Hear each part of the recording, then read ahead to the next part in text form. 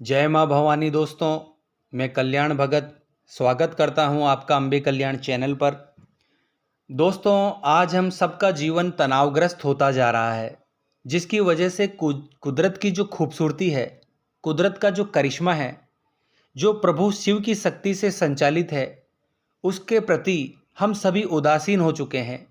उसे हम नज़रअंदाज कर चुके हैं और यह डिप्रेशन, अवसाद और तनाव दोस्तों, यह चुटकियों में ख़त्म हो सकता है अगर आप सक्षम हैं अपना हृदय खोलने के लिए, प्रकृति की प्राणवायु को ग्रहण करने के लिए। बस दोस्तों, इसका एक तरीका है कि हम ध्यान के मार्ग पर निरंतर बढ़ते जाएं और ध्यान के इस मार्ग के बीच में आपको कुछ ऐसे अनुभव होंगे जो सबूत होंगे आपके लिए कि प्रभु ने आपकी प्रार्थना स्वीकार कर ली है। तो दोस्तों, आज मैं ऐसे ही कुछ संकेतों के बारे में बताने जा रहा हूँ, जिनके अनुभव अगर आपको सावन के महीने में होते हैं या कभी भी होते हैं, तो समझिएगा भगवान शिव की कृपा, उनका आशीर्वाद आपको प्राप्त हो चुका है। जैसे ही इन संकेतों के माध्यम से आपको ज्ञान प्राप्त होगा, तो आपको अपनी भक्ति को और अधिक बढ़ा देना है, प्रभु शिव की आराधना में और तन मन से डूब जाना है। दोस्तों, संकेत जानने से पहले एक बात का आपको ध्यान रखना है कि जो संकेत की स्पष्टता है वह आपकी संवेदनशीलता पर आधारित होती है। तो दोस्तों, पहला संकेत है, आपको स्वप्न के माध्यम से या गहरी साधना में एक आवाज़ सुनाई देगी। उसके प्रति अगर आप संवेदनशील हो पाएं तो आप एहसास कर पाएंगे कि वह आवाज़ किसी और चीज़ की नहीं, बल्कि एक निरंतरता में, यानी एक लय में बज रहे डमरू की आवाज़ है। क्योंकि दोस्तों, होता क्या है कि जो व्यक्ति साधना में नया नया आया है, वह सिर्फ जब जगा हुआ होता है तभी होश में होता है।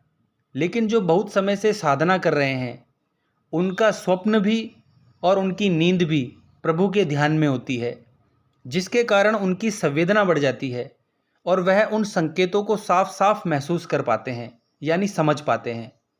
तो जब आपको कभी भी स्वप्न में किसी की आवाज़ महसूस हो या ध्यान में भी किसी आवाज़ का एहसास हो, तो आपको समझ लेना चाहिए प्रभु शिव की शक्ति स्वयं आपके आसपास है।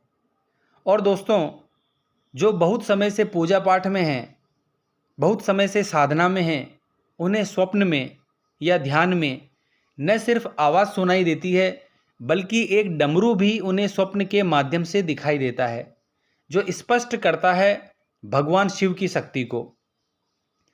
अगला संकेत है दोस्तों, आपको स्वप्न में या गहरे ध्यान में पत्थर की आकृति दिखाई देगी, जिसे देखकर आपके दिमाग में शिवलिंग का ख्याल उठेगा। अब यह पत्थर की आकृति कई लोगों को दिखती है, पर संवेदनशीलता की कमी होने के कारण हम इसे नज़रअंदाज कर देते हैं। तो जैसे जैसे आप भक्ति करेंगे, वैसे वैसे आपका ज्ञान बढ़ेगा और आपको समझ में आएगा कि वह पत्थर नहीं, एक शिवलिंग है। और जैसे जैसे आपकी समझ बढ़ेगी, वह पत्थर की आकृति हर गुजरते हुए समय के साथ स्पष्ट और स्पष्ट होती जाएगी और शिवलिंग का रूप ले लेगी। दोस्तों, मैं सभी शिव भक्तों से उम्मीद करता हूँ यह अनुभव आपको सावन के महीने में जरूर होंगे। दोस्तों, कुछ भक्तों को तो पूरा शिवलिंग पहली ही बार में नजर आ जाता है। तो दोस्तों, यह संकेत है भगवान शिव की कृपा का।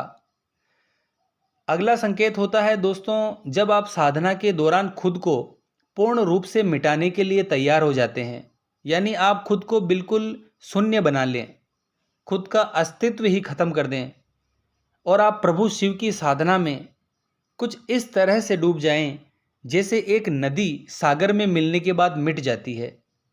क्योंकि यदि नदी नदी रह गई या आप रह गए, तो ना कभी नदी सागर बन सकती है और ना ही आपका मिलन शिव से हो सकता है। तो दोस्तों, इस प्रकार जब आप साधना करेंगे, तो आपको सपने के माध्यम से रुद्राक्ष या रुद्राक्ष की माला दिखाई देगी। यह आपके लिए एक निमंत्रण है स्वयं भोलेनाथ का, कि आप स्वयं को भुलाकर उनकी साधना में डूब जाएं। दोस्तों, अभी तक मैंने जो संकेत बताए हैं, अगर यह संकेत आपको महसूस नहीं हो पाए हैं तो कोई बात नहीं, आप निरंतर इसके लिए प्रयास करते रहिए। दोस्तों, आगे चलकर ये संकेत आपको महसूस होंगे ही होंगे, अगर आप एक साधक की भांति शिव का ध्यान करेंगे। इसके अलावा दोस्तों, आपको सपने के माध्यम से या ध्यान के माध्यम से बिल्व पत्र दिख सकता है, त्रिशूल दिख सकता है, डमरू दिख सकता है, भस्म दिख सकती है। और दोस्तों, इसके अलावा अगर आपको स्वप्न के माध्यम से या ध्यान के माध्यम से सर्प दिखाई देता है तो यह भी एक शुभ संकेत है, और यह संकेत बताता है कि भगवान शिव की आप पर विशेष कृपा है।